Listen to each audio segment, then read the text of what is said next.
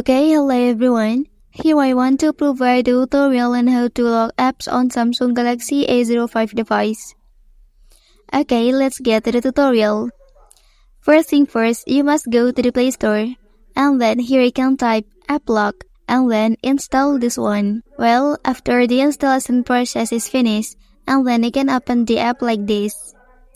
Okay, after that here you just create the pin that easy for you to remember. And then click create option. And then confirm it is before. And then save. If there are any requests, just accept it like this. And then click OK. And then click permit. And then click OK. And then click permit. And then click allow. After that, here you can choose the applications you want to lock like this.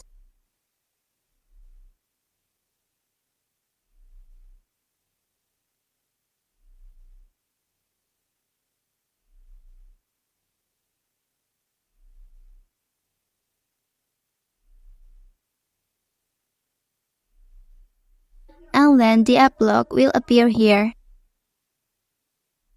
Well, that's the tutorial on how to lock app on Samsung Galaxy A05 device. If you are helped by this video, don't forget to like and subscribe to get all the information from this channel. Thank you.